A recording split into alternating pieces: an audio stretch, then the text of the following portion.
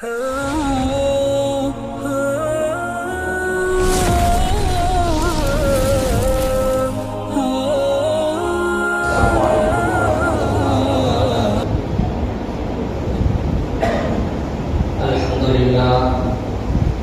لله نحمده ونستعينه ونستغفره ونؤمن به ونتوكل عليه ونعوذ بالله من شرور أنفسنا ومن سيئات أعمالنا من يهده الله فلا مضل له ومن يضلله فلا هادي له ونشهد أن لا إله إلا الله وحده لا شريك له ونشهد أن سيدنا وسندنا ومولانا محمدا عبده ورسوله أما بعد فأعوذ بالله من الشيطان الرجيم بسم الله الرحمن الرحيم قال الله تبارك وتعالى في القرآن المجيد والفرقان الحميد واعتصموا بحبل الله جميعا ولا تفرقوا واذكروا نعمة الله عليكم إذ كنتم أعداء فألف بين قلوبكم فأصبحتم بنعمته إخوانا وكنتم على شفا حفرة من النار فأنقذكم منها وقال الله تبارك وتعالى في مقام آخر وقال الذين كفروا لرسلهم لنخرجنكم من أرضنا أو لتعودن في ملتنا فأوحى إليهم ربهم لنهلكن الظالمين وقال النبي صلى الله عليه وسلم إن الله لا ينظر إلى صوركم ولا أجسامكم ولكن ينظر إلى قلوبكم وأعمالكم أو كما قال عليه الصلاة والسلام اللهم صل على محمد وعلى آل محمد في أول وأوسط وآخر كلامنا محترم سامعین اکرام عزیزان گرامی اور ملت اسلامیہ کے نوجوان اللہ تبارک و تعالیٰ کا بڑا احسان ہوا اللہ کا بڑا شکر ہوا کہ اللہ تبارک و تعالیٰ نے ہم تمام کو ایسے وقت پر ایمان پر چلنے کی توفیق عطا فرمائی جو اس وقت ایک بہت بڑا مشکل کام ہے اور اس بات پر ہمیں اللہ تبارک و تعالیٰ کا شکر ادا کرنا ہے کہ اللہ تبارک و تعالیٰ نے ہم تمام کو ایسے وقت میں ایمان جیسی بڑی دولت عطا فرمائی اور اس بات پر بھی ہمیں اللہ تبارک و تعالیٰ کا شکر ادا کرنا ہے کہ اللہ تبارک و تعالیٰ نے ہم تمام کو رہبر کے طور پر رہنما کے طور پر اور جس کسی کی اقتدا کرنا ہے تو اللہ تبارک و تعالیٰ نے قرآن کریم ہی میں بہت ہی پہلے اللہ تبارک و تعالیٰ نے اعلان فرما دیا تھا لقد كان لكم في رسول الله اسوة حسنة جب تم دنیا میں آئے ہو اور دنیا میں زندگی گزار رہے ہو تو قدم بقدم منٹ بمنٹ رفتہ برفتہ آپ کو حالات کا سامنا کرنا پڑے اور ایسا ہمارے ساتھ آج بھی ہو رہا تھا کل بھی ہو رہا تھا اور آگے بھی ہونے والا ہے اب یہ وقت جتنا ہمارے لیے کٹھن ہے آگے بھی ایسا وقت آنے والا ہے جو اس سے زیادہ کٹھن ہے۔ تو ایسے وقت میں اللہ تبارک و تعالیٰ نے ہم تمام کے لیے قرآن میں ارشاد فرما دیا لقد کان لکم فی رسول اللہ اسوۃ حسنہ، کہ اگر کسی کو آپ اپنا آئیڈیل بنانا چاہیں، کسی کو اپنا نمونہ بنانا چاہیں اور کسی کی اقتدا کرنا چاہیں تو اللہ تبارک و تعالیٰ نے کہا وہ ایک ہی ذات ہے جس کی قیامت تک اقتدا کی جائے گی، جس کے نقش قدم پر ہم تمام کو قیامت تک چلنا ہے، اور انہی کے نقش قدم پر اللہ تبارک و تعالیٰ نے دنیا میں بھی کامیابی اور آخرت میں بھی کامیابی اللہ نے انہی کے نقش قدم پر رکھا۔ تو محترم سامعین، آج امت مسلمہ اور پوری دنیا اور خصوصاً آج کا مسلمان جس دور سے گزر رہا ہے اور جن پریشانیوں سے گزر رہا ہے اور جن حالات سے گزر رہا ہے وہ کوئی آج کے لیے نئی چیز نہیں ہے۔ ہمارے لیے مہینے میں ایک مصیبت آتی ہے، مہینے میں ایک آفت آتی ہے، اور ایسا وقت ہے کہ لوگ انگلیاں اٹھانے والے قرآن پر بھی انگلیاں اٹھاتے ہیں، اور لوگ انگلیاں اٹھانے والے ہماری نمازوں پر بھی انگلیاں اٹھاتے ہیں، اور لوگ انگلیاں اٹھانے والے ہماری اذانوں پر بھی انگلیاں اٹھاتے ہیں۔ اور یہ کوئی نئی چیز نہیں ہے، اللہ تبارک و تعالیٰ نے اس چیز کا نقشہ قرآن کریم میں بہت پہلے ہی کھینچ دیا ہے، لیکن بڑی افسوس کی بات ہے اور بڑی شرمندگی کی بات ہے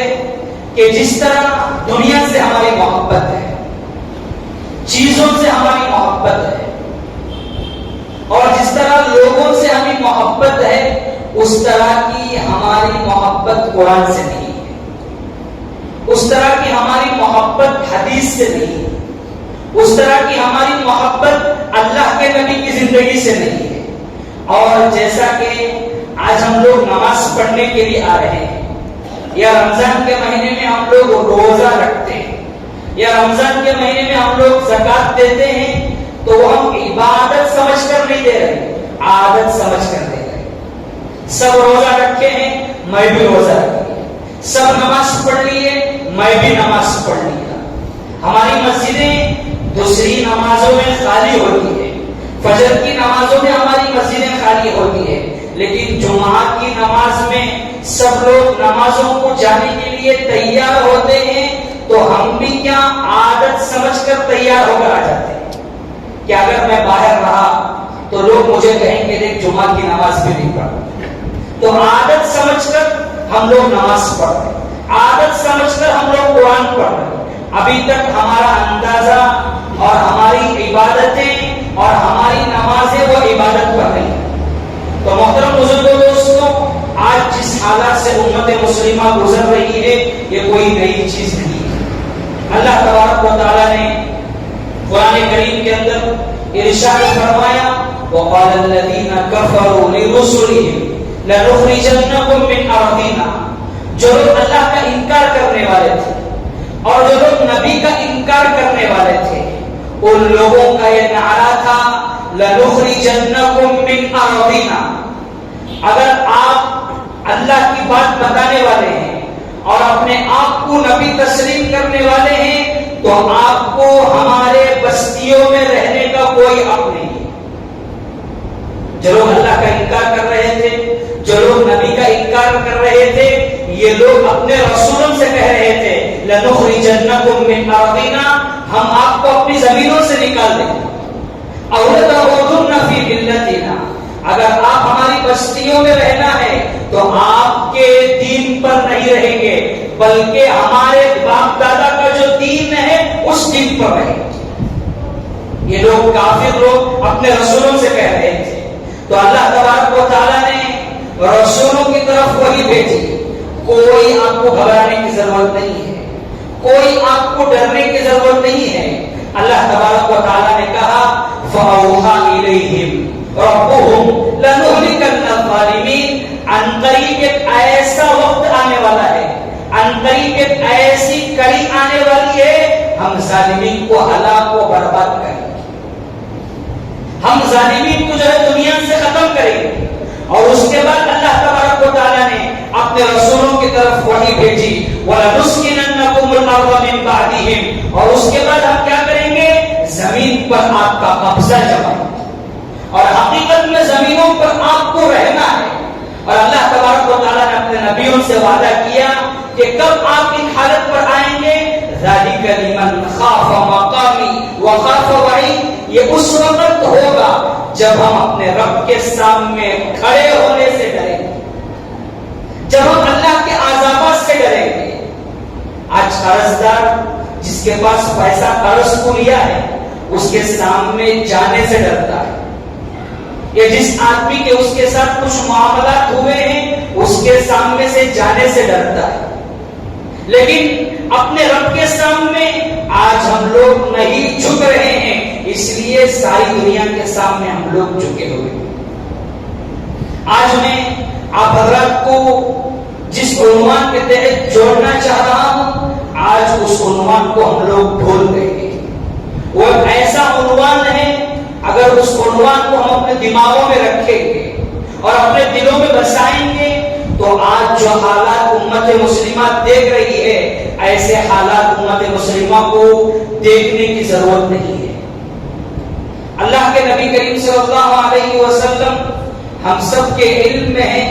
کہ اللہ کے نبی کریم صلی اللہ علیہ وسلم مکہ المکرمہ میں پیدا ہوئے تھے. یہ ہم سب لوگ جانتے ہیں. اور اللہ کے نبی کریم صلی اللہ علیہ وسلم کی دو زندگیاں ہیں. دونوں زندگیاں ہر ایمان والے کو اپنے دماغوں میں رکھنا ہے. اللہ کے نبی کی پہلی زندگی تھی محمد بن عبداللہ کے طور پر,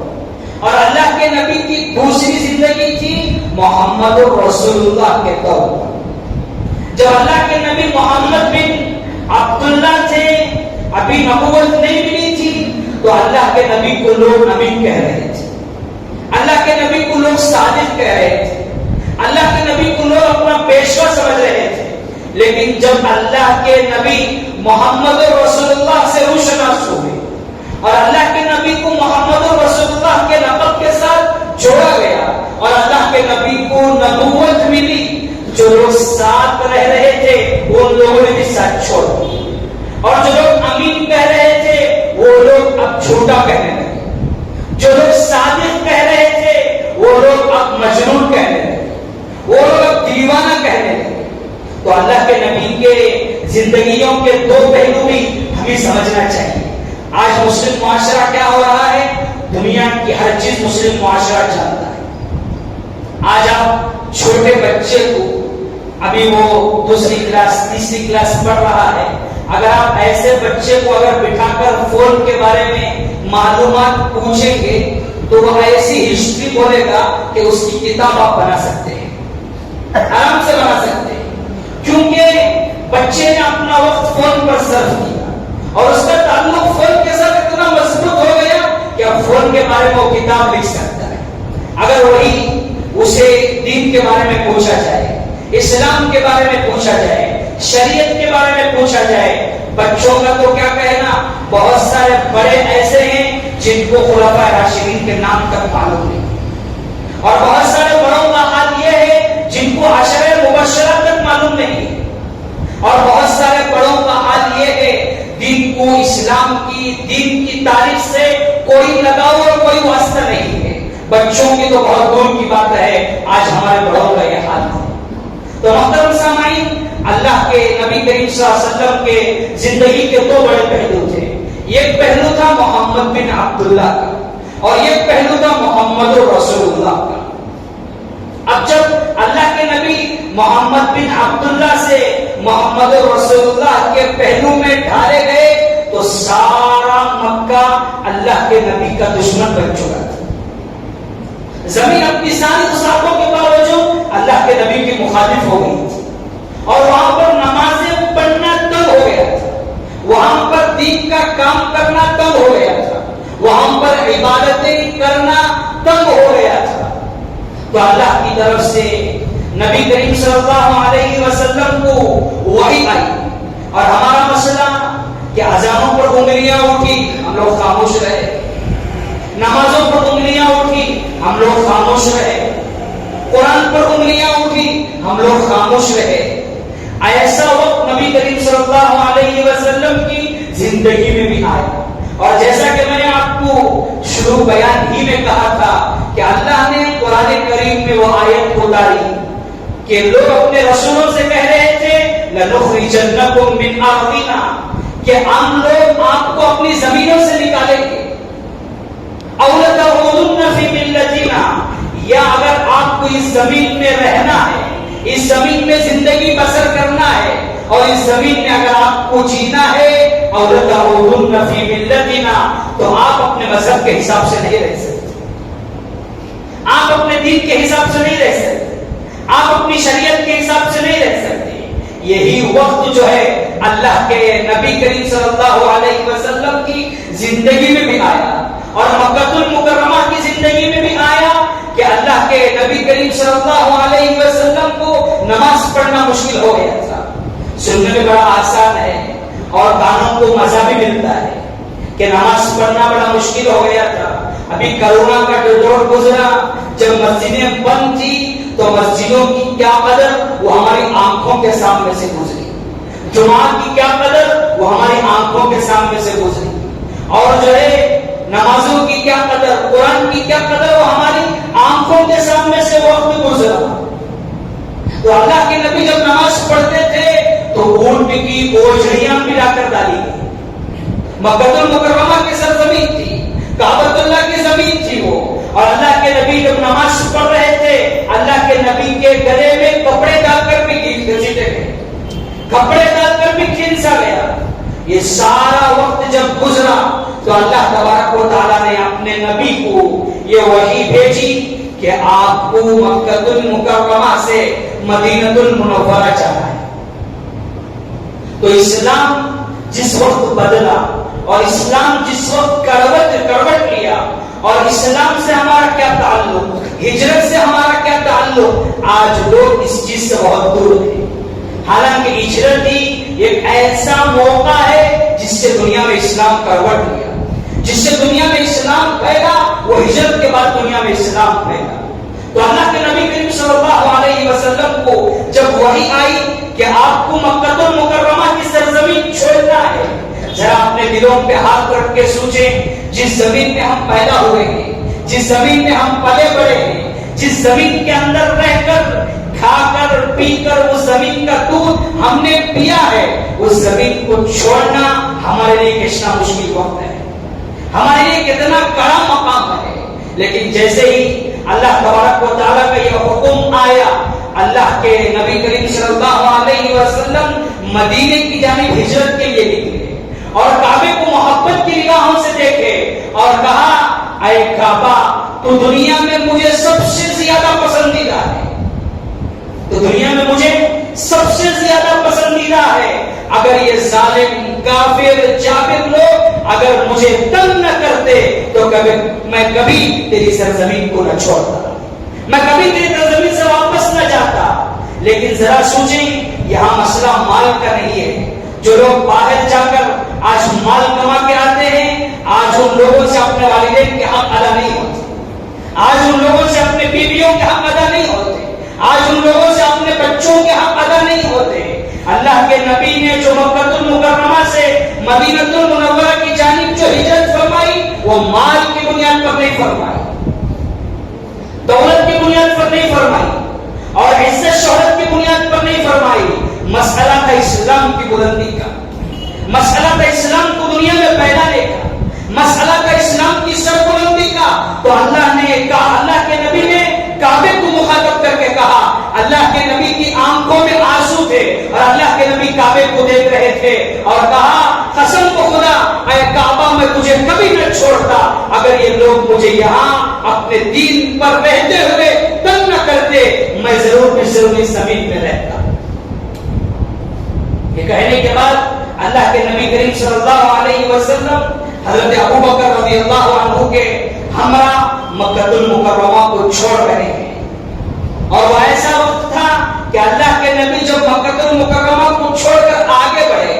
آگے پہنچے، تو مکے میں اعلان ہو چکا تھا کہ نبی اور حضرت ابوبکر رضی اللہ عنہ وہ وہ دونوں مکہ چھوڑ کر جا رہے ہیں اور اعلان ہوا کہ اگر ان دونوں کو کوئی پکڑ کر لے کے آئے گا تو اسے 100 سرخ اونٹ دیے جائیں گے۔ اللہ کے نبی کو اور حضرت ابو بکر کو اگر کوئی پکڑ کر لے کے آئے گا تو اسے انعام میں 100 اونٹ ملیں گے۔ ایک طرف ان دونوں حضرات کا، اللہ کے نبی کا اور حضرت ابو بکر کا پکڑنے کا اعلان جب چکا ہے، اور ایک طرف وہ مکے کی سنگلاخ وادیاں اور وہ مدینہ المنورہ کے سنگلاخ وادیاں، اور وہ ایسا وقت جس طرح آج حجاج اکرام حج بیت اللہ کے لیے جاتے ہیں یا عمرے کے لیے جاتے ہیں تو ایئر کنڈیشن بسوں میں بیٹھ کر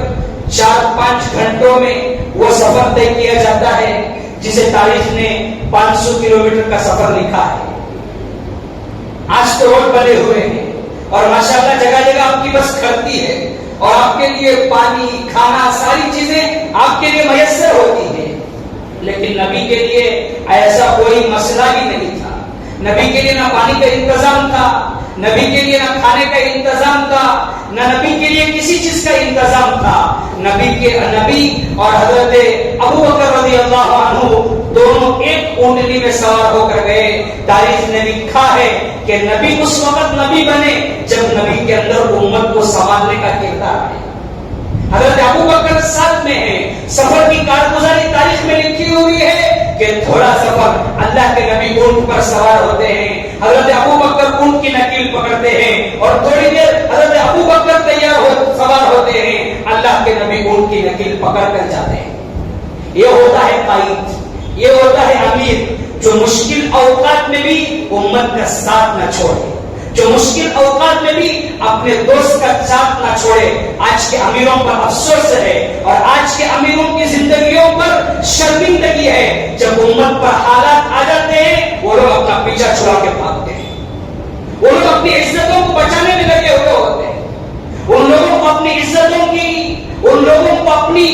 مقام کی فکر ہوتی ہے، لیکن نبی نے امت پہ پیغام دیا ہجرت کے واقعے میں، دیکھو امیر ہو تو ایسا ہو، رہبر ہو تو ایسا ہو، رہنما ہو تو ایسا ہو کہ ایک طرف اعلان لگ چکا ہے کہ نبی کو جو پکڑ کر لے کے آئے گا، ابو بکر کو جو پکڑ کر لے کے آئے گا، 100 سرخ اونٹ اسے انعام میں دیے جائیں گے۔ لیکن اللہ کے نبی اور حضرت ابو بکر اس سنگلاخ وادیوں میں سفر کرتے ہوئے 1 دن نہیں، 2 دن نہیں، 3 دن نہیں، 4 دن نہیں، 8 دن کا سفر کرتے ہوئے مدینہ المنورہ کی سرزمین کو پہنچے۔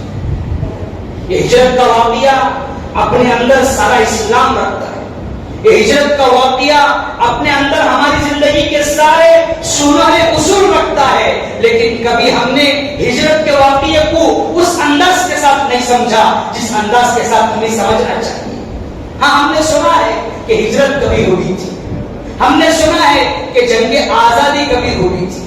ہم نے سنا ہے مکہ المکرمہ کوئی سرزمین ہے۔ آج ٹوروں کے نام پر، آج شادیوں کے نام پر، آج فنکشنوں کے نام پر، آج ہمارے چھوٹے چھوٹے دعوتوں کے نام پر ہمارا اربوں کروڑوں روپیہ خرچ ہوا، اور وہ خرچ کر کوئی ہمیں خدا کی طرف سے انعام نہیں مل رہا ہے، بلکہ قرآن کہتا ہے اولئک علیہم لعنت اللہ والملائکہ۔ ایسے فنکشنوں پر، ایسے دعوتوں پر، ایسے پیسوں پر اللہ کی لعنتیں برس رہی ہیں، فرشتوں کی لعنتیں برس رہی ہے، رسول کی لعنتیں برس رہی ہے۔ ذرا اپنے دلوں پہ ہاتھ رکھ کر سوچیں کہ ہم عقل مند ہیں یا بے وقوف ہیں کہ پیسہ دے کر اللہ کی لعنت خرید رہے ہیں۔ پیسہ دے کر آج ہم لوگ ثواب نہیں خرید رہے ہیں، پیسہ دے کر اللہ کی لعنتیں ہم لوگ خرید رہے ہیں، فرشتوں کی لعنتیں ہم لوگ خرید رہے ہیں، اللہ کے نبیوں کی لعنتیں ہم لوگ خرید رہے ہیں۔ ہم لوگ عقل مند ہیں یا بے وقوف ہیں؟ اپنے دلوں پر ہاتھ رکھ کر ہمیں سوچنا چاہیے۔ تو ایسا سفر تھا کہ 8 دن کے بعد اللہ کے نبی کریم صلی اللہ علیہ وسلم نے مکہ المکرمہ سے مدینہ المنورہ پہنچے، اور پہنچنے کے بعد 8 دن کے بعد جب مکہ المکرمہ سے مدینہ المنورہ اللہ کے نبی کریم صلی اللہ علیہ وسلم پہنچے، اللہ کے نبی کے لیے وہ شہر اجنبی تھا۔ ہاں، نبی کو وہ لوگ ملنے کے لیے آئے تھے، لیکن نبی کے لیے نیا شہر تھا۔ اب ہم لوگ جاتے ہیں تو کیا کرتے ہیں؟ سب سے پہلے یہاں سے کسی ملک کو جائیں گے یا کسی کنٹری کو جائیں گے یا کسی جگہ کو جائیں گے، سب سے پہلے ہم لوگ اپنے کھانے کا بندوبست کریں گے، سب سے پہلے ہم لوگ اپنے رہنے کے لیے جگہ کا بندوبست کریں گے۔ لیکن اللہ کے نبی کریم صلی اللہ علیہ وسلم نے مدینہ المنورہ پہنچنے کے بعد سب سے پہلے اللہ کے نبی نے جو کام کیا، سب سے پہلے اللہ کے نبی نے جو کوشش کی، قرآن کہتا ہے لا تقم فیہ ابدا لمسجد اسس علی التقوی من اول یوم احق ان تقوم فیہ، کہ اللہ کے نبی مدینہ المنورہ پہنچنے کے بعد سب سے پہلے اگر کسی چیز کی بنیاد رکھی تو اللہ کے نبی نے مسجد قباء کی بنیاد رکھی۔ اللہ کے نبی نے اپنے لیے گھر تعمیر نہیں کیا، اللہ کے نبی نے اپنے لیے رہنے کے لیے گھر نہیں بنایا، اللہ کے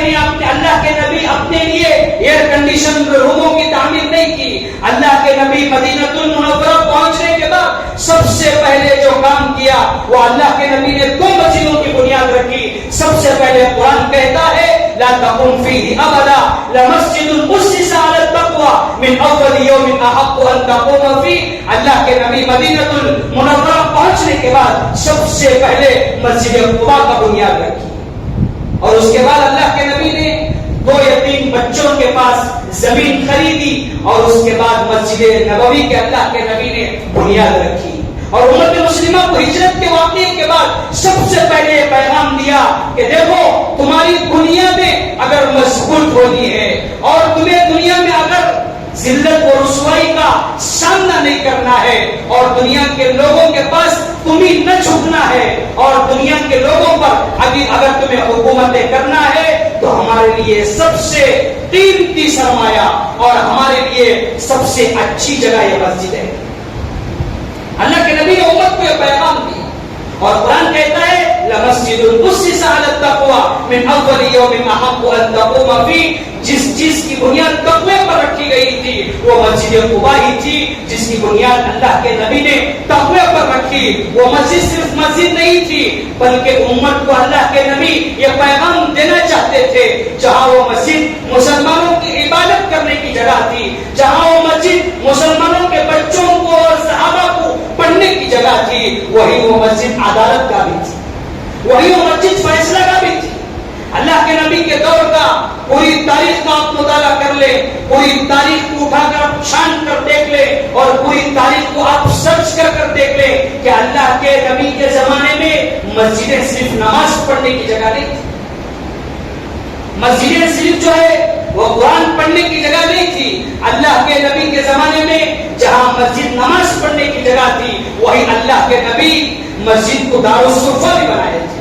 آج جو لوگ مدینہ منورہ جاتے ہیں، اللہ کے نبی کریم صلی اللہ علیہ وسلم کی روضے کی زیارت کرتے ہیں تو اس کے بغل میں صفے کا چبوترا بھی ایک نام سے ہے۔ وہ صفے کا چبوترا یہ وہی جگہ تھی جہاں صحابہ بیٹھ کر اللہ کے نبی کے پاس دین کا درس حاصل کیا کرتے تھے، جہاں اللہ کے نبی کے پاس بیٹھ کر صحابہ دین کی تعلیم حاصل کیا کرتے تھے۔ ہم نے کیا سمجھا کہ مسجد صرف نماز پڑھنے کی جگہ ہے، اور ہماری نمازوں کا حال یہ ہے کہ ہم نماز عبادت کے طور پر نہیں پڑھ رہے ہیں بلکہ نماز عادت کے طور پر پڑھ رہے ہیں کہ آئے لوگ بھی آئے ہم بھی آئے، چلو سب ملے نماز پڑھ لی ہو گیا۔ ہاں اگر ہماری نمازیں عبادت ہوتی تو وہ دن دور نہ ہوتا کہ ہم خدا کے پاس ہاتھ اٹھاتے اور اپنے ہاتھ نیچے چھوڑنے سے پہلے آسمان سے اللہ کے فیصلوں کو دیکھتے تھے۔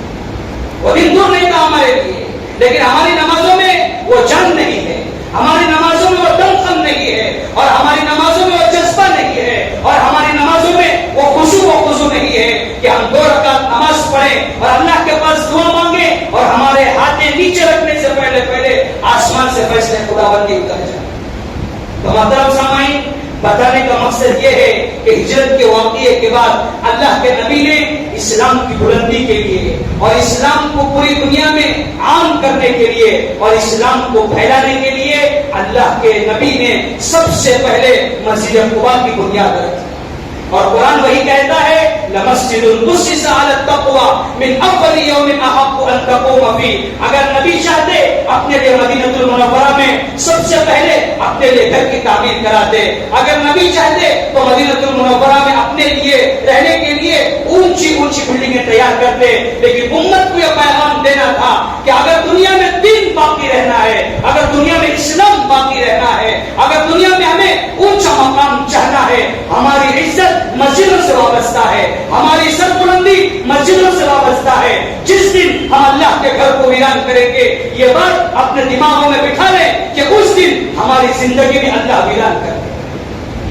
تو ہماری بلندی اور ہماری عزت اور ہماری سرخروئی یہ مسجدوں سے وابستہ ہے. اللہ کے نبی کا ہجرت کا جو واقعہ تھا اس کا پہلا سبق یہی تھا کہ ہجرت کے واقعے سے کہ اللہ کے نبی نے اسلام کی جو بنیاد رکھی اور اسلام کو اللہ کے نبی نے جہاں سے اونچا کیا تو مسجدوں سے اونچا کیا. اگر ہمارا اسلام بچنا ہے, ہمارے بچوں کا ایمان بچنا ہے, آنے والا وقت, میری بات کو بالکل برا نہ مانے, میں بات کھلے طور پر کہتا ہوں اور مجھے کسی سے کوئی ڈرنے کی ضرورت نہیں ہے. اللہ کے نبی نے حدیث مبارک میں آنے والے وقت کو سامنے رکھتے ہوئے اللہ کے نبی نے نقشہ کھینچا, بادروا بالاعمال فتنا کقطع الليل المظلم. اپنے اعمال کو بنانے میں جلدی کرتے رہا کرو, فتنے تمہارے گھروں میں رات کی تاریکی کی طرح داخل ہوں گے. اور اللہ کے نبی نے کہا یصبح الرجل مؤمنا ويمسي کافرا. لوگ صبح میں ایمان والے رہیں گے لیکن امت پر ایسا وقت آئے گا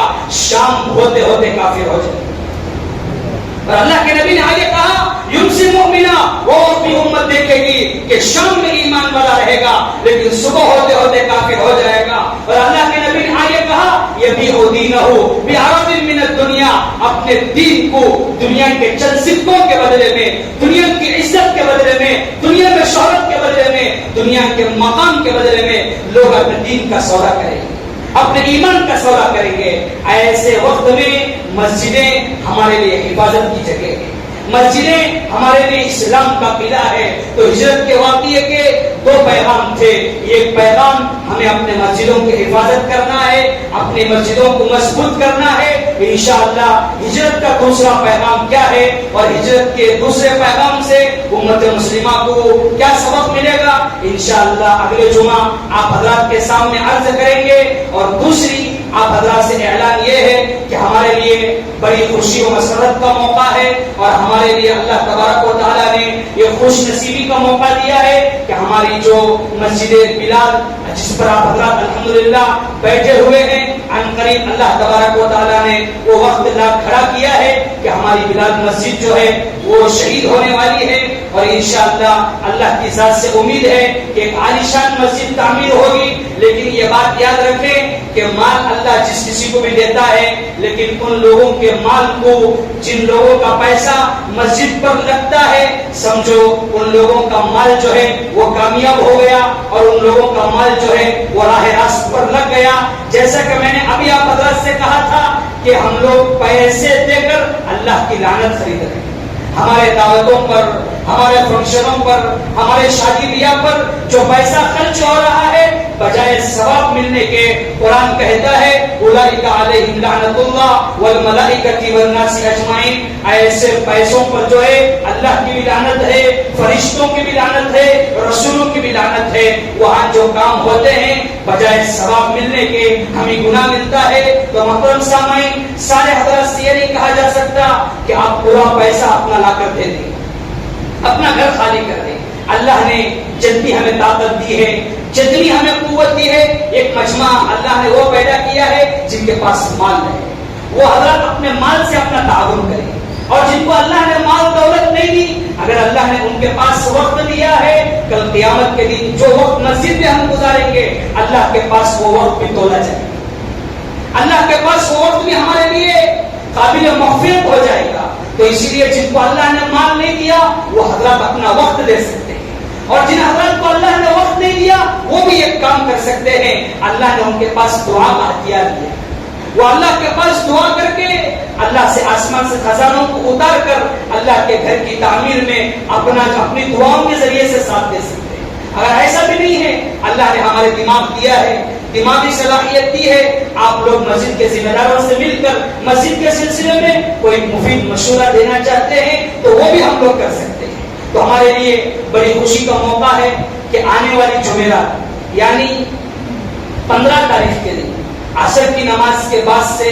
عشاء کی نماز تک ہمارے اس مسجد بلال کے اندر ہمارے بنگلور کی جو بڑی بڑی ہستیاں ہیں، یعنی حضرت مولانا مفتی محمد اسلم صاحب رشادی و قاسمی، اور حضرت مولانا مفتی افتخار صاحب، اور حضرت مولانا مقصود ڈاکٹر عمران صاحب، وہ اور مولانا ریاض احمد صاحب اور مولانا شاکر اللہ صاحب ہماری اس مسجد میں، ہمارے بنگلور کے، ہمارے کرناٹک کے جو بڑے بڑے علماء ہیں وہ ہماری مسجد میں آ رہے ہیں، کیونکہ ان قریب کے مسجد شہید ہوگی اور آگے عارضی مسجد کے لیے سنگ بنیاد بھی رکھنا ہے اور لوگوں کو اس بارے میں بتانا بھی ہے کہ کن حالات کا ہمیں سامنا کرنا ہے۔ تو اسی لیے ہمارے لیے بڑی خوشی کا موقع ہے، کیونکہ ہمارے پورے صوبے کرناٹک کے بڑے بڑے 5 علماء کرام ہماری مسجد بلال میں آ رہے ہیں۔ جیسا کہ میں نے کہا، جن کے پاس مال نہیں ہے، دولت نہیں ہے، گھبرانے کی کوئی ضرورت نہیں ہے، اللہ نے ان کو وقت دیا ہے، وہ وقت بھی یہاں آ کر بیٹھیں گے اور اللہ والوں کی بات کو سنیں گے اور اپنے دوست کو یا اپنے رشتہ داروں کو اس سلسلے میں ابھاریں گے، تو سمجھو ہمارے لیے وہ ذخیرہ آخرت ہو گیا۔ اسی لیے جن کو اللہ نے مال دیا ہے، دولت دی ہے، وہ مال سے اپنی امداد کریں۔ اب لوگوں کا ایک مسئلہ ہے کہ پیسہ دینا لوگوں کے لیے بڑا دشوار ہے، پیسے دینا کیا ہے، وہ بینک میں نکلنا مشکل، کوئی گھبرانے کی بات نہیں ہے۔ اگر آپ کا سیمنٹ کا دکان ہے تو آپ اللہ کے گھر کو سیمنٹ دے سکتے ہیں، اگر آپ کے دوست کا کمبیوں کا دکان ہے اللہ کے گھر کو کمبی دے سکتے ہیں، اگر آپ کے جان پہچان میں کوئی جلدی والے ہیں تو اللہ کے گھر کا آپ جلدی کے ذریعے سے امداد کرتے ہیں۔ تو محترم سامعین، دنیا پر آپ جتنا کچھ بھی لگائیں گے بہت تھوڑا ہے، جیسا کہ میں نے اس سے پہلے بھی آپ حضرات کو کہا تھا، اب دنیا جیفا، یہ دنیا مردار ہے، پہلے بھی مردار تھی، آج بھی مردار ہے، کل بھی مردار ہے، اور اللہ کے نبی نے کہا وَطَالِبُهَا كِلَابٌ، یہ دنیا کے طلب کرنے والے کتے ہوتے ہیں۔ تو مردار کو کھانے والا کتا ہی ہوتا ہے، لیکن ہمارا پیسہ دنیا پہ جتنا بھی لگا سارا پیسہ بیکار ہے، اللہ کے گھر پر لگ گیا تو ہمارے لیے اللہ کے نبی نے خوشخبری سنائی، من بنا للہ مسجدا بنى اللہ لہ بیتا فی الجنہ، جو دنیا میں اللہ کا گھر تعمیر کرے گا اللہ جنت میں اس کے لیے گھر تعمیر کرے گا۔ اس کے لیے ہمارے ذمہ داری ہے کہ اللہ نے ہمیں جو سی صلاحیت دی ہے، اللہ نے ہمیں جو سا موقع دیا ہے، اس چیز میں ہم سامنے آ کر جو ہے اللہ کے گھر کا تعاون کریں، دعا فرمائیں۔ جو کچھ کہا گیا ہے، جو کچھ سنا گیا ہے، اللہ تبارک و تعالی ہم تمام کو اس پر عمل کرنے کی توفیق نصیب فرمائیں، اور اللہ تبارک و تعالی ہم تمام کو اسلام کی بنیاد کو مضبوط کرنے کی توفیق عطا فرمائیں۔ اور ہمارے لیے ایک بڑی خوشی کی بات ہے کہ مدینہ ہوٹل کے پیچھے جو جگہ خالی تھی، ان کے مالک جناب موسیٰ صاحب ہیں، جن کو جب ہم مسجد کے ذمہ داروں نے یہ پیغام پیش کیا کہ یہ جگہ مسجد کی عارضی مسجد کے لیے چاہیے، ماشاءاللہ انہوں نے بڑی خوش دلی کے ساتھ اور بڑی خوشگواری کے ساتھ جو ہے اللہ کے گھر کو اپنی عارضی مسجد کے لیے انہوں نے جگہ دی ہے۔ دعا فرمائیں اللہ تبارک و تعالیٰ ان کی عمر میں برکت نصیب فرمائیں، اور اللہ تبارک و تعالیٰ انہیں دنیا میں خوب ترقیات سے نوازے، اور اللہ تبارک و تعالیٰ ان کے سارے پریشانیوں کو حل فرمائیں، اور اللہ تبارک و تعالیٰ ان کو دین کے کام کے لیے، عالم کے لیے قبول فرمائیں۔ آمین۔ وآخر دعوانا ان الحمد للہ رب